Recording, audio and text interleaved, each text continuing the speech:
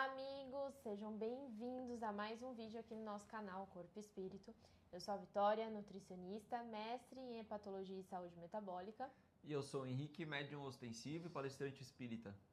E hoje o vídeo tem um assunto bem, vamos dizer, vou chamar de incômodo, é uma coceguinha, né? Todo mundo tem essa dúvida. E eu queria já começar com uma pergunta para o Henrique, que tem relação com o tema do nosso vídeo. O que nós podemos fazer antes de desistir? Olha, é muita coisa na verdade, né? E aí se a gente for tentar trazer algumas coisas da doutrina espírita,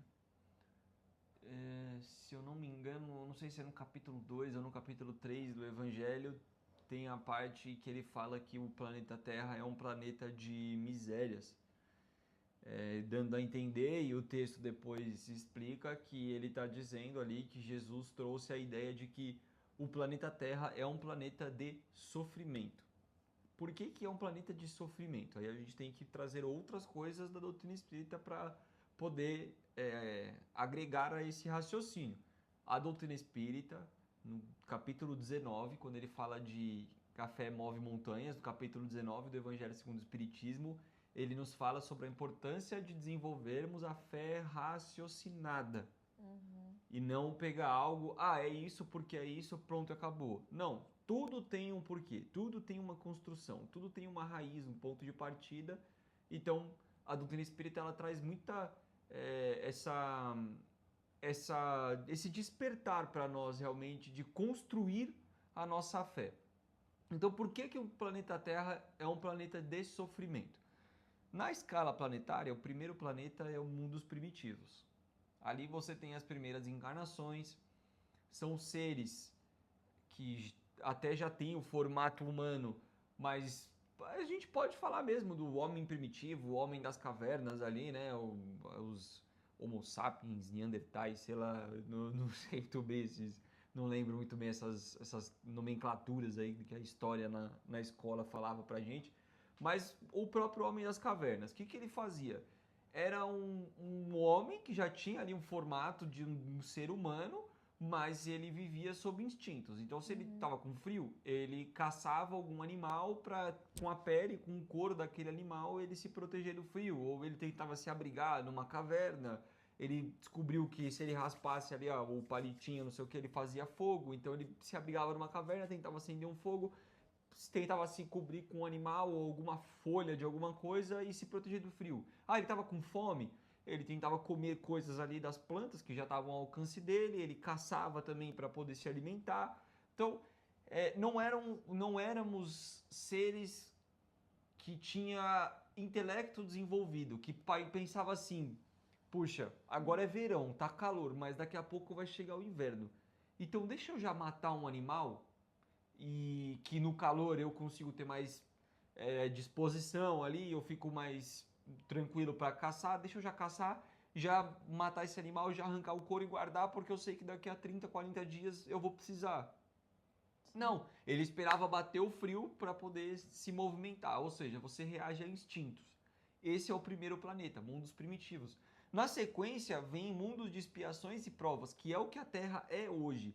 Então, é um mundo muito no começo da escala ainda. É o segundo planeta na ordem, são 5 planetas ao total. Então, é o segundo planeta. A gente está, sabe, no comecinho da estrada, da caminhada ainda. Sim, estamos passando de expiações e provas para regeneração, que é o terceiro mundo, mas ainda estamos em transição e não existe nenhuma literatura espírita que fala a partir de tal data é regeneração. Então a gente não sabe, diz a literatura, algumas coisas na literatura espírita que já começou a transição quando Jesus veio para cá. Então há 2000 anos possivelmente a gente já está nessa transição e a gente não sabe quando ela vai acabar. Mas o planeta Terra é um planeta de expiações e provas, que é o segundo planeta. O que acontece nesse segundo planeta? Nós ganhamos uma coisa chamada livre-arbítrio, que a gente já fez um vídeo aqui no canal só falando sobre o livre-arbítrio, mas em resumo, é o poder que nós temos de fazermos as nossas próprias escolhas. Nós temos esse livre-arbítrio na hora de plantar, mas não na hora de colher, porque a colheita vai ser uma consequência do seu plantio. Então você escolhe o que você planta, o que você vai colher é uma consequência. O livre-arbítrio está nesse momento de você plantar. Esse livre-arbítrio ele é necessário porque sem ele a gente não consegue evoluir, porém nós ainda não sabemos usar da melhor forma possível. A gente ainda toma escolhas muito mais erradas do que certas. Então a gente acaba plantando muito mais discórdias do que concórdias. Sim. E com isso a gente acaba sofrendo. No planeta de expiações e provas, é um planeta onde a gente começa a tentar desenvolver esse intelecto, essa capacidade de controlar esses instintos que a gente tinha. Então a gente ainda tem instinto. Quer uma prova disso? Toma uma fechada no trânsito. Você pode até não xingar, mas o sangue vai subir. Faz alguma coisa que você não gosta. Você pode até não bater na pessoa, não brigar, mas você vai se incomodar. Qualquer coisa que acontece, a gente tem ali um impulso, um instinto que às vezes a gente não consegue parar e frear, ou às vezes a gente consegue frear, mas ele existe. Então, o planeta de expiações e provas é um planeta onde você começa a aprender através do seu livre-arbítrio, das suas escolhas, a controlar esse instinto e você desenvolver o seu intelecto. Você ser uma pessoa planejada, você ser uma pessoa que pensa, você ser uma pessoa que não só executa, mas que você pensa antes de executar. Eu tive que dar essa introdução, eu nem vou entrar nos outros planetas em si, porque não vai muito no tema do vídeo. A gente pode até depois fazer um vídeo só sobre planetas. Mas por que o planeta Terra é um planeta de sofrimento, então? Porque é um planeta onde ainda somos muito imperfeitos, a maioria dos espíritos que estão aqui ainda são espíritos primitivos, ou seja, ainda erramos muito mais do que acertamos. E toda vez que a gente comete um erro, proposital ou não, mais grave ou menos grave, mas toda vez, imagina que a lei divina é um alvo, assim. Então você tem um alvo. Toda vez que você joga um dardo, né, uma flechinha fora desse alvo, você está cometendo uma falha com essa lei divina. A gente tem que sempre acertar a lei divina, mas nem sempre a gente acerta. No nosso caso, o alvo é bem pequenininho, assim, então a gente acaba errando muito mais do que acertando. E toda vez que a gente joga essa flecha fora do alvo, a gente acumula um débito. E esse débito necessita ser resgatado nessa ou nas próximas encarnações. Então, por que é um planeta de sofrimento? Porque é um planeta onde nós estamos aprendendo a controlar os instintos, aprendendo a utilizar esse livre-arbítrio que a gente não sabe nem um pouco utilizar, errando muito mais do que acertando, consequentemente acumulando muito mais débitos do que deveríamos. Do que deveríamos não, mas acumulando muito mais débitos do que seria o correto de acordo com a lei divina, melhor assim.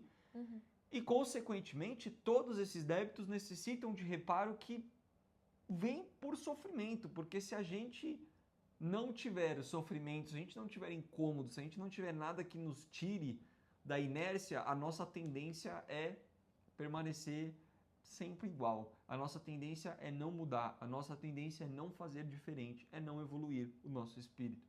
Então, a doutrina espírita ela traz esse raciocínio para a gente para poder entender o que está por trás desse sofrimento.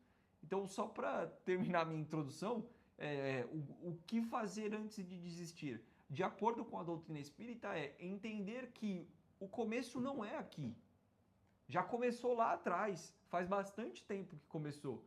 Agora você só está colhendo coisas que você plantou lá atrás. Então, antes de desistir, lembre que você mesmo se causou isso. Sim. Você mesmo foi o ponto de partida para este sofrimento. E Deus, ele é bondoso, misericordioso e justo o tempo inteiro. Então ele não está te punindo, ele está te dando uma oportunidade de fazer diferente, uma oportunidade de reparar aquele erro que você cometeu.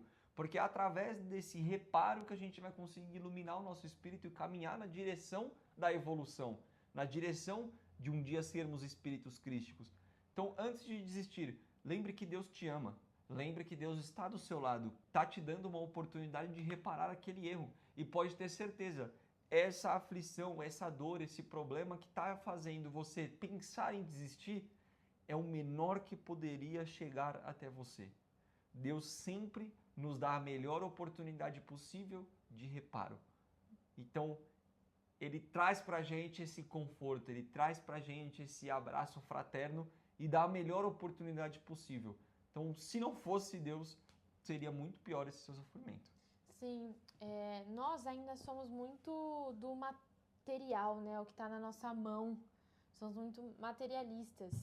Então, eu vejo também como uma dificuldade esse entendimento de que é resultado do que a gente já fez em uma outra vida.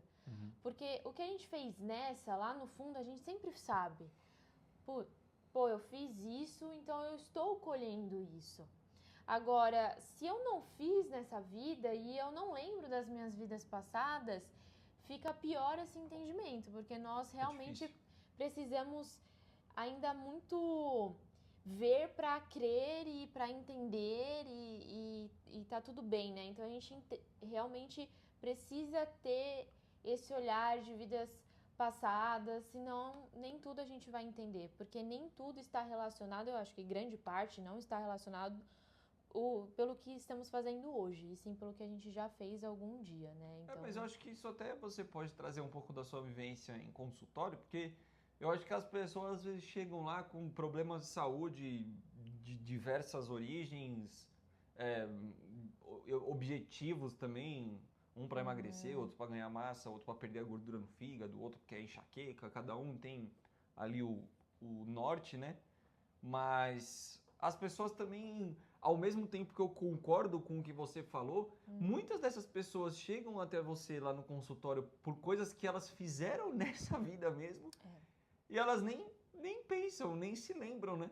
Então, eu concordo com o que você falou de, a gente, às vezes, como tem um esquecimento, graças a Deus a gente tem um esquecimento de vidas anteriores, mas a gente não lembra, a gente não sabe, então fica mais difícil, mas por um outro lado, às vezes mesmo a gente lembrando, a gente sabendo, a gente também não acredita, né? A gente também fica, mas será que eu fiz isso mesmo? Será que eu mereço passar por isso mesmo? Será que você está me passando esse plano alimentar aqui, restritivo, não sei o que e tal? Porque... Hoje as pessoas, elas chegam no nutricionista e pra mim isso é uma dificuldade de brecar, porque eu não sou rígida, né? Eu acho que isso é até legal demais às vezes, mas assim, os pacientes chegam muito querendo ditar o que nós vamos fazer como profissionais. Então assim, você vai fazer um plano alimentar pra mim, mas você tem que colocar isso, isso, isso, e não tira nem isso, porque pra mim se você tirar, realmente vai ser inegociável. Então, eu até uso um termo, né? Eu falo, agora a gente vai ter que negociar. Brinco, agora é o momento que eu sou o agiota aqui da história. Por quê? Parece que realmente eu estou numa negociação. E não deveria ser, porque eu estou passando uma prescrição. Eu não estou passando a minha opinião, o que você gosta ou não. Eu estou passando uma prescrição nutricional. Do mesmo jeito que quando nós vamos no médico, nós temos uma prescrição medicamentosa e eu não vou discutir com ele se eu quero remédio A, B ou C. Não é que eu não vá entrar na sua rotina, ver suas preferências, ver o que você não gosta, mas alguns momentos da nossa vida, a medicação e a alimentação, elas estão muito ali lado a lado, né? Se eu não comer alguns alimentos ou deixar de comer certos alimentos, eu posso piorar o meu estado. Então, realmente, eu sinto que as pessoas não conseguem enxergar o que está causando aquele mal porque elas chegam negociando. E aí, o meu primeiro papel é mostrar o que está causando para elas entenderem a necessidade de substituição. E isso, na prática, vem sendo bem relevante para as mudanças, porque... tem muitos pacientes que na primeira consulta, eu até passo o plano alimentar, tudo certo, mas lá no fundo eu falo, nossa, eu acho que esse paciente vai demorar um pouco para colocar em prática. Por que eu acho isso? Exatamente pelo que eu acabei de falar, porque chega ditando muita coisa na consulta. Tudo que você fala, sabe aquela cara feia? Aí eu sinto que, nossa, esse paciente vai demorar para colocar em prática. Quando ele recebe o plano alimentar e ele retorna, ele quebra todas as minhas expectativas. Ele é muito melhor. Por quê? Porque eu mostrei para ele a causa e ele me escutou. Então ele entendeu que o plano alimentar não tá ali para ele ficar triste, para o dia dele ser pior, para ser mais chato. Não, eu entrei na rotina dele, eu coloquei coisas práticas e prazerosas da mesma maneira, mas não com aquele alimento específico que está causando um malefício. Então, realmente, a gente enxergar o que pode estar piorando a situação é uma saída para a gente achar a solução. E o que você falou é totalmente verdade. Nos centros espíritas, nós encontramos várias vias de tratamento. E acredito que as vias aí que ganham é realmente tratamento de ansiedade, depressão, Sim. síndrome do pânico. E nós estamos falando de algo mais superficial, assim, do nosso dia a dia, de dificuldades, mas esse acúmulo de pequenas dificuldades Sim. pioram muito o nosso psicológico, né? Às vezes não é que uma coisa muito grave aconteceu, é que pequenas coisas medianas aconteceram de ruim e essa somatória de coisas afetam muito o nosso psicológico. E aí eu queria que você falasse um pouco desse trabalho, não sei se dá para mostrar detalhes, como que funciona, o que vocês fazem, né, do passe, mais a prática mesmo, né? A gente está falando, mas eu queria que você colocasse o lado prático desse trabalho para controle de ansiedade, síndrome do pânico, depressão, e como que ele pode ajudar antes de tornar algo pior, né? É um trabalho que a gente faz com a equipe do Dr. Bezerra de Menezes. Dr. Bezerra de Menezes foi um grande médico que escolheu reencarnar na Terra. Ele já tinha evolução suficiente para encarnar em outro planeta, mas ele escolheu reencarnar aqui no planeta Terra. E todo trabalho de curas tem a supervisão de Dr. Bezerra de Menezes. Então é um trabalho que a gente faz junto com a equipe do Dr. Bezerra de Menezes. Aí tem os trabalhadores ali da casa, né? Tanto os médiums quanto os mentores no plano espiritual ali. Então é um trabalho grande, é um trabalho em conjunto, onde a gente assiste cada um que chega lá. Cada um tem um cartãozinho, no cartãozinho existe ali a necessidade dele, então está escrito alguma coisa em palavras e também tem os chakras a serem trabalhados ali no passe. E é um passe falado, diferente do passe que a gente dá na salinha de passe, por exemplo, quando termina uma palestra, que aí é um passe em silêncio. Esse passe não, a gente fala. Não que as palavras tenham poder, mas quem está ali tomando o passe torna aquilo um pouco mais tangível, não? O que você falou, a gente é muito material Sim. ainda, então a pessoa ouvir faz com que ela se entregue um pouco mais para aquele momento. Então é um trabalho onde a gente busca, e aí a gente tem um grande apoio espiritual, a gente que faz o passe falado ali, às vezes a gente fala coisas que a pessoa era exatamente aquilo que a pessoa precisava ouvir, e a gente falou porque foi intuído, né? A gente então tem um suporte muito grande do plano espiritual para esse trabalho, e a gente consegue assistir cada um bem específico ali da sua necessidade. A maior parte é ansiedade, síndrome do pânico e depressão. Eu diria que uns 80, 90% das pessoas que passam lá tem isso.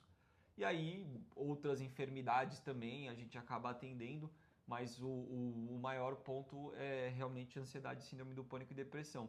E como que esse trabalho pode ajudar? Esse trabalho, ele é super importante no reequilíbrio ali para aquela pessoa mais espiritual mesmo. Então a gente faz algo guiado para que ela possa ouvir aquilo que ela precisa ouvir, para que ela possa sentir o envolvimento energético. A gente, quando começou esse trabalho, que estava fazendo treinamentos, nós sentíamos, quando a gente estava no lado que recebia, a gente sentia a diferença de receber esse passe e o passe normal. Então uma carga energética e fluídica muito grande que a pessoa recebe. Mas se ela sai do centro espírita e não faz nada de diferente, o efeito ele é completamente não vai, mas ele é muito anulado.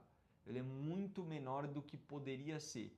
É como se a pessoa fosse lá, a gente pegasse, enchesse o tanque dela de gasolina, só que o tanque dela tá furado e ela anda com o pé lá embaixo do acelerador. Então o tanque de gasolina que era para durar uma semana, dura 2 dias, 3 dias, porque o tanque tá furado ou e ela tá andando com o pé lá embaixo. Aí são as escolhas e o livre-arbítrio de novo entrando. O livre-arbítrio ele sempre entra na doutrina espírita, em tudo que a gente fala de livre-arbítrio, ele entra e acaba prejudicando essa pessoa. Mas assim, tem um exemplo que eu acho que é bem legal de falar. Todo mundo conhece a história que Jesus andou sobre as águas, né? E se a gente for ver o que realmente aconteceu, Jesus estava andando sobre as águas numa noite ali, tarde de tempestade, o mar agitado, muito vento, muita chuva, e ele apareceu para os seus discípulos que estavam sem a presença física de Jesus ali naquele momento. Ele apareceu para os seus discípulos, e aí todo mundo olhou assim, né? Nossa, Jesus está andando sobre as águas, como assim, tal? E aí ele chamou o Pedro, o Simão Pedro, para descer e caminhar em sua direção. E aí o Simão Pedro estava aflito ali, como que ia caminhar sobre as águas, né? Não ia afundar e tal, mas ele desceu. E o curioso é que enquanto ele estava olhando para Jesus, focado em Jesus, andando na direção de Jesus, ele conseguiu caminhar. A partir do momento em que ele percebeu de novo que ele estava sobre as águas, que estava chovendo, tempestade, vento, mar agitado, ele desviou o foco de Jesus, ele começou a afundar. E aí ele ergueu a mão, Jesus deu a mão para ele, puxou e falou: homem de pouca fé. E é exatamente o que a gente faz o tempo inteiro. Enquanto a gente está andando focado de olho em Jesus, e de olho em Jesus não é falando, ai Jesus isso, ai Jesus aquilo, e não sei o que, Jesus para lá e Jesus para cá. Não, de olho em Jesus é colocando os ensinamentos dele em prática. Isso é estar focado e de olho em Jesus. O que são os ensinamentos dele? Amar a Deus acima de todas as coisas e o próximo como a si mesmo. Se você faz qualquer coisa amando a Deus acima de todas as coisas e o seu próximo como a si mesmo, você está focado em Jesus. Então, enquanto a gente está focado em Jesus, a gente consegue fazer tudo. A gente consegue interpretar as coisas de uma outra forma. Sim. Existem dois mundos, o mundo interno e o mundo externo. O interno é o que a gente controla, o externo não. Então, os acontecimentos acontecem. A gente que interpreta e lida com eles de uma forma ou de outra, de acordo com as nossas escolhas.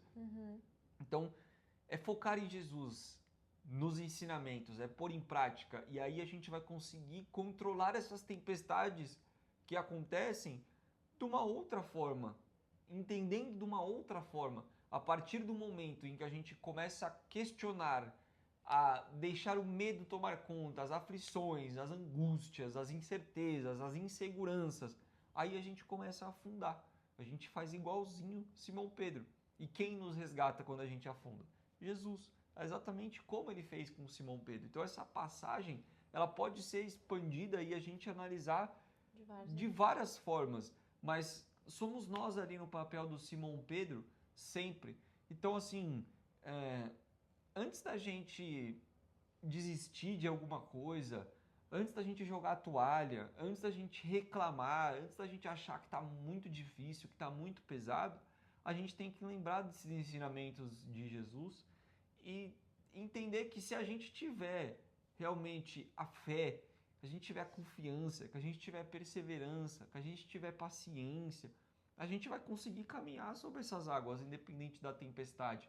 E Jesus sempre vai estar ali de braços abertos para nós. A gente precisa acreditar, a gente precisa fazer a nossa parte. Se a gente ficar questionando, ah, mas isso, ah, mas aquilo outro, a gente perde tempo com esse tipo de coisa, ao invés de ganhar tempo analisando de fato aquelas coisas com o olhar de o que eu posso fazer diferente, como eu posso melhorar, como que eu posso progredir com isso aqui. E aí sim a gente vai estar tomando várias decisões e Jesus, Deus, nosso mentor dos bons espíritos, quando a gente está nesse caminho, eles nos ajudam. Sim. Eles nos ajudam, você pode ter certeza disso. Tudo que acontece, se você consegue ter um olhar sem reclamar, sem agitar, sem muitos problemas e dar lugar a essa outra compreensão, esse outro entendimento, tudo favorece. A gente começa a conseguir parece que as coisas vão acontecendo, vão aparecendo ao longo do caminho e a gente vai conseguindo caminhar. É muito mais o nosso papel, de fato, de analisar a situação, de analisar o problema em questão, de fato, do que uma transferência de responsabilidades ou a gente deixar tomar conta muito por esses questionamentos e essas angústias. Sabe que essa semana que se passou, nós fizemos uma live na rede vizinha aí sobre gordura no fígado, trazendo a relação entre ansiedade, alimentação e o fígado. E aí a psicóloga que participou com a gente, ela falou coisas que se enquadram muito aqui no nosso assunto. Antes da gente dar nome às nossas emoções, nós precisamos identificar quais são os nossos pensamentos. Porque hoje em dia tudo é ansiedade, mas a gente não sabe exatamente o que é ansiedade, a maior parte da nossa população. Então, às vezes você está com raiva, você acha que é ansiedade, mas é raiva, pode ser tristeza, pode ser agonia, pode ser diversas outras coisas. Então, um dos pontos de partida de um tratamento terapêutico, ela realmente falou que é analisar quais são os pensamentos presentes para aí sim chegar numa emoção e depois eu conseguir achar a causa dessa emoção. Então, eu estou com ansiedade. O porquê? Vamos ver então o que está antes desse sentimento, o que você pensou? A gente vinculando com o alimento, nossa, hoje eu fiquei ansiosa porque meu chefe falou isso no meu trabalho e aí eu quero comer alguma coisa diferente, uma coisa palatável. Legal, bacana, mas vamos realmente relembrar o pensamento do momento, o que foi o seu pensamento no momento que o seu chefe fez tal coisa, e aí sim a gente dá nome aos bois, né? A gente tem as emoções. E eu achei isso bem interessante, porque a gente não fala muito sobre pensamentos. E antes da gente chegar no pior, a gente precisa saber trocar esses pensamentos. A gente estava falando, lógico, específico do comportamento alimentar, de um tratamento, mas a gente pode ter trocas de pensamento. O que a gente vê muito frequente no consultório? Ter esse sentimento ansioso, por essa ansiedade, eu comer algo mais palatável, e aí depois me vem o sentimento de culpa, porque eu comi isso mais palatável, eu não deveria, porque eu tô com tal coisa, objetivo XYZ. Quando tem esse pensamento, também é ruim pra mim, porque aí depois eu vou comer porque eu fiquei chateada de novo. E aí vira um ciclo vicioso, né? Então, eu preciso fazer essa troca. De vez vir o pensamento de, nossa, meu Deus, eu errei, eu posso trocar esse pensamento de eu errei, mas a partir de agora eu vou voltar para o meu planejamento alimentar e tá tudo bem. Nós pensarmos, nós falarmos com nós mesmos, muda o nosso jogo mental, muda a nossa ação. Então, tudo começa com o pensamento. E se você não identificar quais são os pensamentos ruins, eu não consigo trocar eles por pensamentos bons, né? Então, realmente, eu acho que esse é um ponto de partida aí. Eu acho, assim, é um assunto muito abrangente. A gente está trazendo aí uma introdução do que podemos fazer. A gente quer trazer um passo a passo também para vocês, né? Reflexões importantes. Vai ser necessário fazer parte 1 e parte 2 desse vídeo, né? Vamos deixar esse primeiro vídeo como parte 1. E como lição... Não, calma, tem mais uma coisa que eu queria falar dessa parte do pensamento. Não, sim, eu vou falar, tá. Eu não vou terminar não.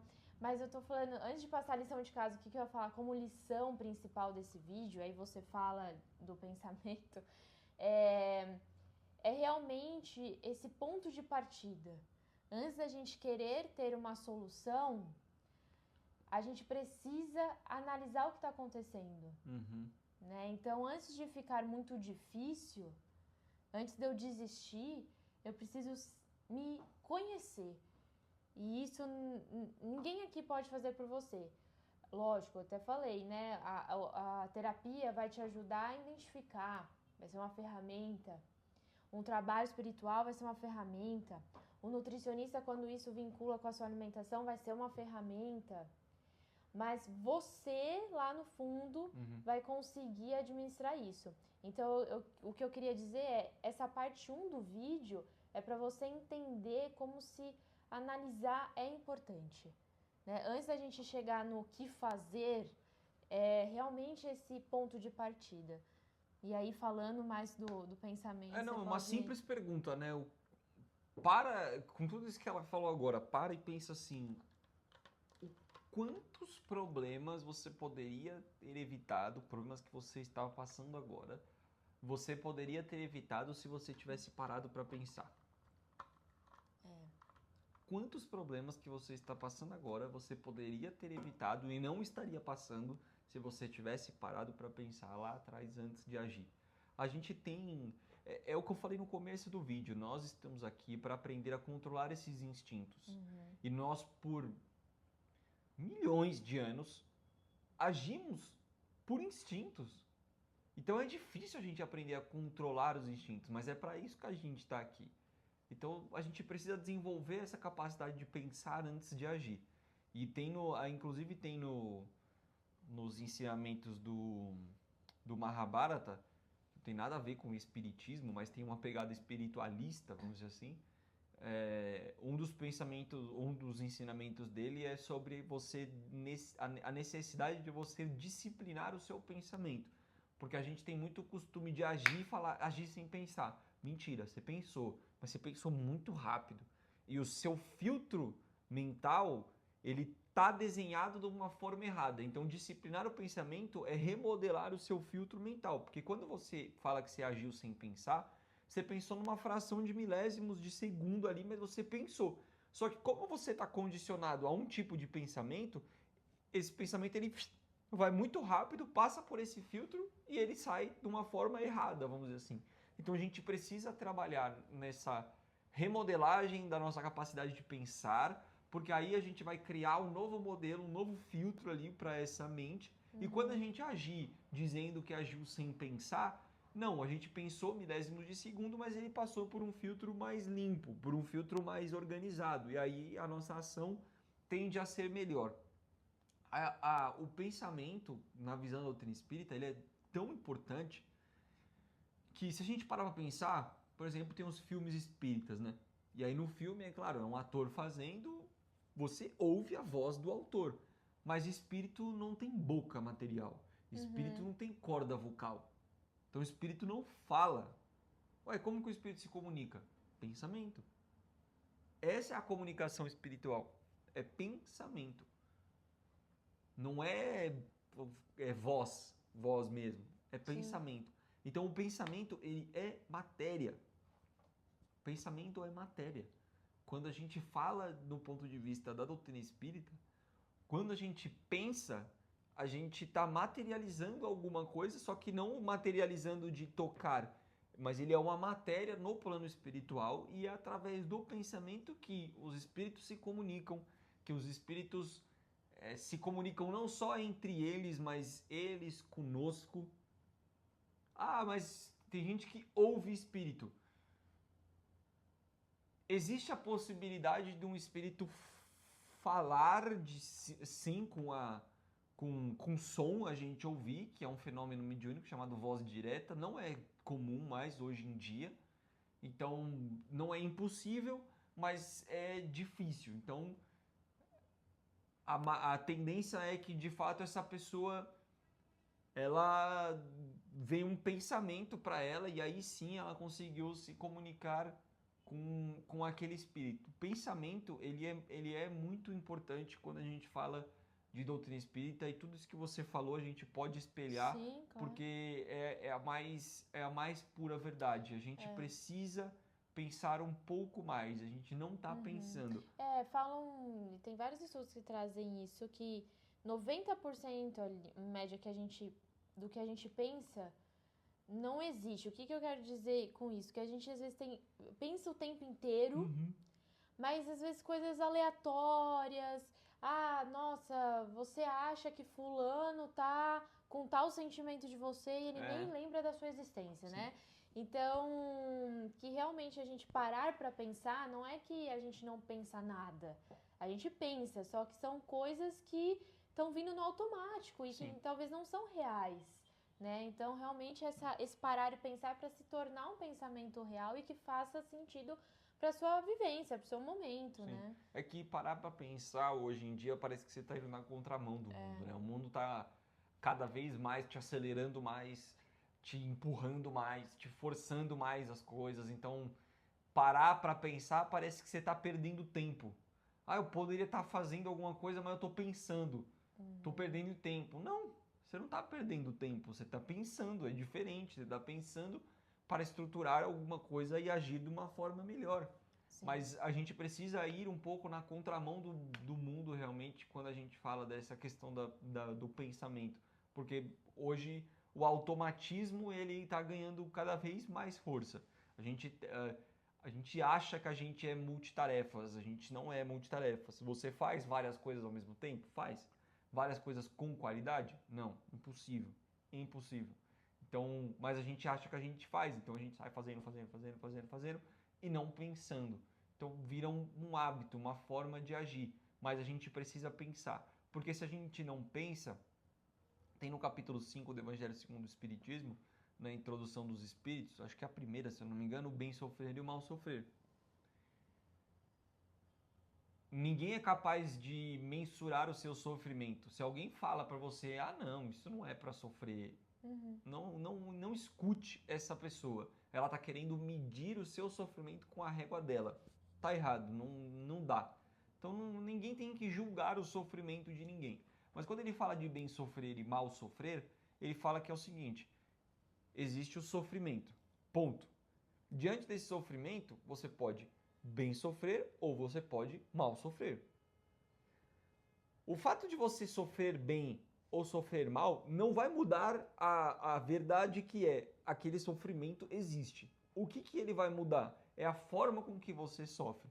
Talvez tenha ficado confuso o que eu falei, mas eu estou querendo dizer o seguinte: cada um de nós tem o sofrimento. Pode ser um sofrimento financeiro, pode ser um sofrimento emocional, pode ser um sofrimento familiar, pode ser sei lá, qualquer outra origem de sofrimento, mas existem sofrimentos. Uns sofrem por uma coisa, outros sofrem por outras, mas todo mundo sofre. Esse é o ponto. Não existe ninguém no planeta Terra que não tenha nenhum sofrimento. Ah, mas aquela pessoa posta uns negócios no Instagram que eu acho que ela não sofre. Mentira, ela está mostrando uma vida para você que não é a verdadeira. Sim. Então, diante desses sofrimentos, a gente não tem que colocar a nossa régua nos sofrimentos alheios. A gente tem que olhar para os nossos sofrimentos e falar: beleza, tá aqui, eu confio em Deus, eu tenho fé em Deus, então eu sei que esse sofrimento que chegou para mim é o menor que poderia chegar. Então tudo bem, tá difícil, tá, dói. Nossa, mas vamos lá. Erga a sua cabeça, olha para o alto, faz uma oração, não tenha medo, não tenha vergonha de pedir ajuda. Então faz uma oração, fala: Pai, mestre, bons amigos, não estou conseguindo, preciso de ajuda, preciso de um suporte, preciso de força. Peça forças para o alto. Você pode ter certeza que você vai ser atendido. Aí entra o seu papel de entender como você está sendo atendido, porque às vezes você pede ajuda, mas na verdade você está pedindo para ele resolver o seu problema por você. Isso não é possível. Né? Não, ele vai te dar oportunidades, ele vai te dar ferramentas, ele vai te dar instrumentos. Então, às vezes, passam essas oportunidades, essas ferramentas, esses instrumentos na sua frente, mas você está tão fechado naquele negócio que você não enxerga. Então, a gente precisa abrir um pouco isso e entender o contexto e olhar para tudo. Então, quando ele fala de bem sofrer e mal sofrer, ele está falando justamente disso. Olhar aquele sofrimento, entender que ele está ali e já está, não tem o que você fazer, mas a gente pode escolher o caminho de pedir ajuda dos céus, pedir ajuda para o plano espiritual, trabalhar na nossa capacidade de interpretar essa ajuda, trabalhar na nossa capacidade de fato, olhar para aquele problema, para aquela solução com o tamanho que realmente ela tem, porque às vezes a gente faz tempestade em copo d'água e é normal nosso. De novo, vou trazer o Mahabharata, o primeiro ensinamento que ele coloca é: pare de fazer o papel de vítima, e a gente faz o papel de vítima muitas vezes, e aí aumenta muito o sofrimento, além do que ele realmente é. Porque se a gente pedir ajuda dos céus, se a gente olhar para aquele sofrimento com o real tamanho, com a real dimensão que ele tem, Se a gente caminhar com fé, com coragem, com perseverança, com confiança, que a gente vai resolver, que a gente vai superar, que a gente vai passar, não tem como dar errado. Não tem como dar errado. Porque é justamente isso que Deus quer de nós. Então, se nós estamos fazendo aquilo que Deus quer que nós façamos, não tem como dar errado. Vai deixar de existir o sofrimento? Não, mas você está bem sofrendo. Se você pega aquele problema e reclama e critica e não sei o que lá, e ó céus, ó vida, ó injustiça, e ao invés de você lidar com aquele problema, você só reclama, você aumenta o problema, você aumenta a sua ansiedade, você aumenta todos esses sintomas ruins, você não resolve o problema, você não está fazendo o que era para você fazer e aí você vai para o caminho do mal sofrer. Então, para a gente fechar realmente o vídeo o que fazer antes de desistir? Faz um retroativo, assim. O que fazer antes de desistir? Por que eu quero desistir? E aí você vai chegar num porquê. Vamos supor que o porquê tá muito difícil, tá muito pesado. Tá muito difícil? Por que está muito difícil? Porque realmente é muito difícil ou porque você tá com um olhar errado? Aí a gente já começa a bifurcar o negócio e abrir ramos nessa árvore. E vai fazendo esse caminho até você chegar num ponto de, tá bom, entendi que o problema está ali, não tenho o que fazer, vamos ver o que eu faço para resolver. E aí você volta, você faz o caminho inverso. Você chega no ponto de partida e aí você faz o caminho inverso. Você vai, não, então eu vou fazer assim, eu vou cumprir dessa forma, eu vou fazer não sei o que, eu vou fazer não sei o que lá. E aí você vai chegar de novo no problema com uma outra ótica, com uma outra interpretação. Lembrando sempre que a base de tudo, o mínimo múltiplo comum de tudo, Deus é bom, justo e misericordioso. Então você está passando por aquilo que você precisa passar. E assim, vou deixar uma coisinha para o próximo vídeo, porque o tempo já meio que estourou. Você pediu para ser pior do que é. Deixa para o próximo vídeo, que aí eu explico o que eu quis dizer com isso no outro domingo. Mas acho que a lição de casa é fazer esse caminho inverso da minha parte. Pega um problema, uma dor, um sofrimento, uma coisa que você está a ponto de desistir, de jogar a toalha, que você não aguenta mais, e faz esse caminho de frente para trás e depois... Não, de trás para frente e depois de frente para trás e de volta, para você realmente encontrar o passo, a solução, lembrando que Deus é bondoso, misericordioso e justo o tempo inteiro. Isso mesmo. E também não se esqueça que é o corpo e espírito, a união dos dois que irá te trazer uma melhor qualidade de vida sempre.